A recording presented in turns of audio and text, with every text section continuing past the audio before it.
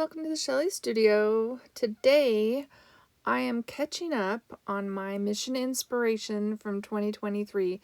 This is the last month in 2023, so December. I'm barely getting around to getting it done.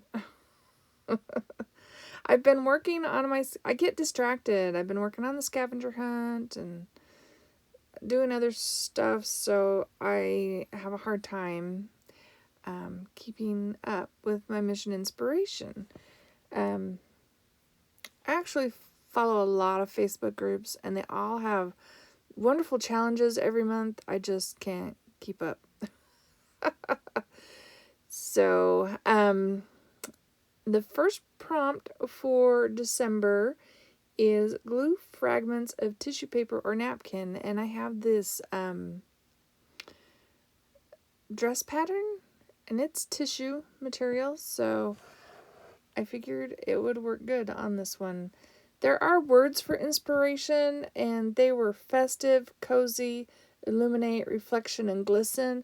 And since, I'm doing this, I created the page in January. I'm doing the voiceover in February. I didn't want to do something Christmassy because it's not Christmas anymore, even though this was a prompt for December. So I think I go with cozy. So the next prompt was add a thin layer of paint or gesso. So I went with gesso. The bottle I'm dumping that out of says matte medium, but I have a big jug of gesso, and so I used that bottle to make it a little more manageable. I did write on it, but it's you can't see it from your view.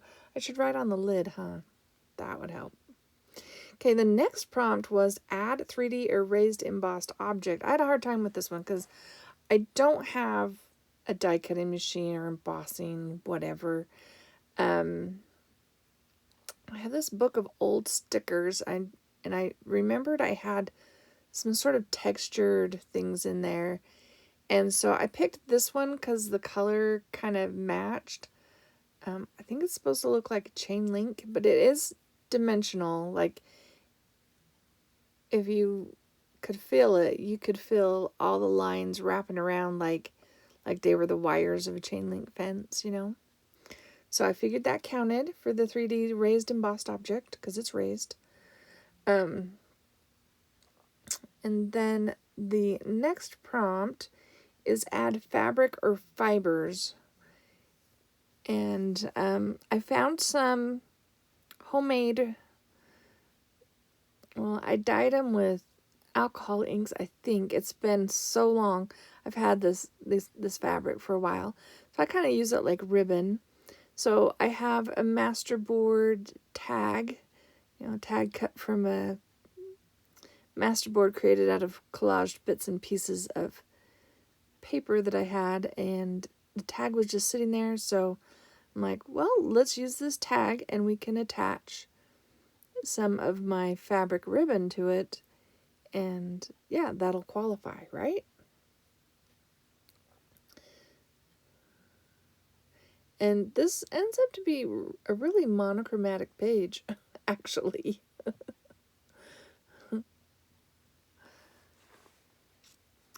Now I just have to fit it through. And I don't want the fruitful, to be too long. It can stick off the page, but I didn't want it to be too long. So once I get it in here, I put it on the page and decide I need to adjust it. So instead of cutting it and wasting all those pieces, I'm just going to adjust. Yeah, there's a sticker, so might as well add it. I'm just going to adjust that so that it doesn't go off the page quite as much. So I'm just pulling down one side and just working my way around. I don't know if that looks complicated. It was just my way of moving the ribbon over so it didn't use as much. I'm playing with it, trying to tighten it. It's hard because it's thicker.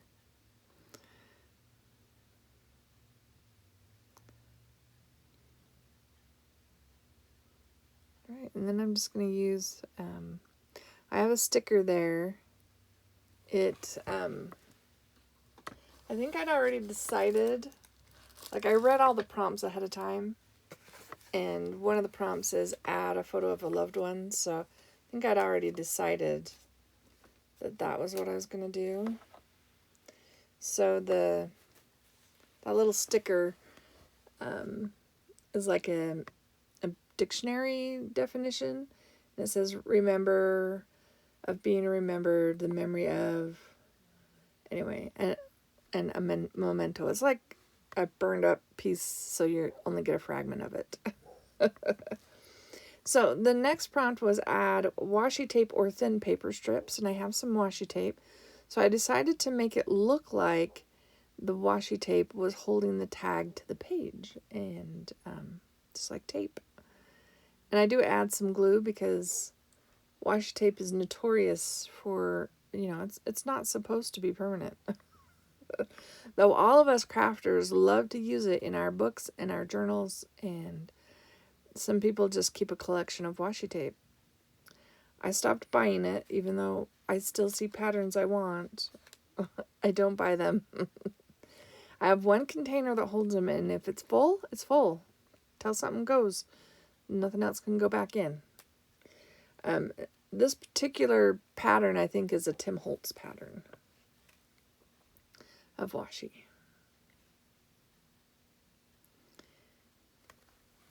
On the next prompt was add glitter or metallic paint. I have some metallic paint, and I thought I could like paint inside the chain link area and then rub the surface because it's plastic, and have that show up a little bit better. I guess it shows up a little bit better. Then I just add some of that color onto the other page so it coordinates.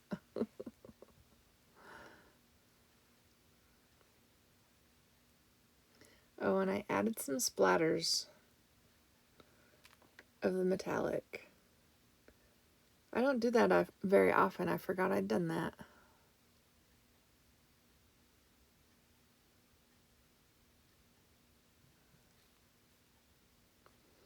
Then I have to fix my book. The splatters get everywhere. I have a rolling cart in front of me, and it's just covered with paint. It's got splatters everywhere. I still didn't feel like my little chain link was showing up well enough, so I pulled out my Inka Gold and activated it with water and tried rubbing it on there. If you hold the book at a certain angle, you can see the nice sparkle. I'll try to take a picture of it and have it at the end so you can see that. But I don't think overall it really helped much. So the next prompt is add a photo of a loved one or a pet. And I had this picture of my mom, so I thought it would work well in this book. I have a Kodak, one of those like printer dealios, and the color is not very good.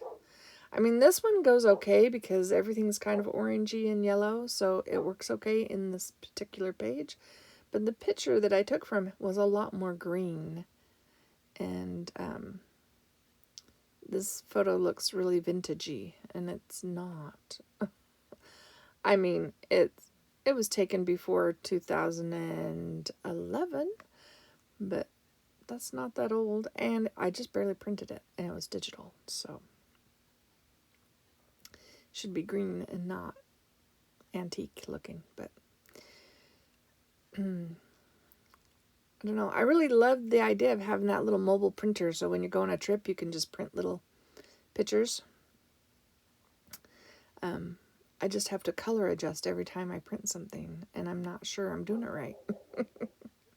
I didn't do this one, I just let it go. So I did distress the edges on there a little bit. And I decided to add a little bit of fabric, so I grabbed my fabric out again. We'll just put a little piece behind the photo. So yeah, I'm just going to set it on there. Just deciding where it's going to go. Add a little bit of glue. So how's everybody? I hope you're doing well. This is a little break from my scavenger hunt. Still have a long ways to go on that if you've been following along. There'll be more videos coming out with those prompts. I guess I love my prompts, don't I? So when I went to do this December one, I'm like, well, I'll just do December and January together for the Mission Inspiration. And when I went to the Mission Inspiration page on Facebook, they're doing 2024 differently, where they're going to have a prompt every week. So, I mean, that's good and all, but I can't do weekly. That would be all I did. Well, almost all I did. So I may pick and choose, do a couple. I do want to fill this book up with Mission Inspiration, and I've got, you know, at least 12 pages left in it. So I'll still be doing some. It just might be more random. Because I don't know, I haven't really looked in detail, but it's more like a one-word prompt, and then you create a page rather than a list of prompts. I think I might create myself, like, I have a couple of different prompt things, like sticks with prompts on it, or I have some dice with prompts on it, where you roll the dice and create from that. So that might happen. Okay, and the last prompt is add a quote or a phrase. So I tried to find something that had cozy in it, and I found this one. It's by Stacy Keebler. It says, when I'm home, I like a cozy, comfortable, calming space. So I'm not sure if this color is cozy, comfortable, and calming, but we're saying it's a cozy space. And I'm doing that on coffee dyed paper, and I'm just adding a little distress ink around it. And then I think that is about it. I think that's the last prompt. I kind of like how it turned out. It has potential. It's just fun to create. If any of you do like these art journal things, isn't it just fun to go back and flip through them? Like, I have so many now that, I have a ton that are only halfway finished. But I have a lot of finished ones too, and it's just fun to go back and look and see what I did and be like, wow. And that's the beauty of recording videos, because I'm like, how did I do that? I can go back on YouTube and look and see how I did that. So that's really nice for creating videos. You don't have to share. You can create videos without sharing them on YouTube. Today's technology, your iPhones are perfect for videotaping. You just have to have storage space somewhere. So there it is, all done. I'll put some pictures at the end. I do put the dates on my Mission Inspiration book because I'm not sure how the rest is going to go, if I do for Mission Inspiration or not. But yeah. So I hope you liked this video. If you did, please give it a thumbs up. Leave me a comment. If you like what you're watching and you're still here with me, you hopefully liked what you watched. Think about subscribing and hit that reminder bell, and you'll be notified whenever I upload. Thank you all for watching. Have an awesome day.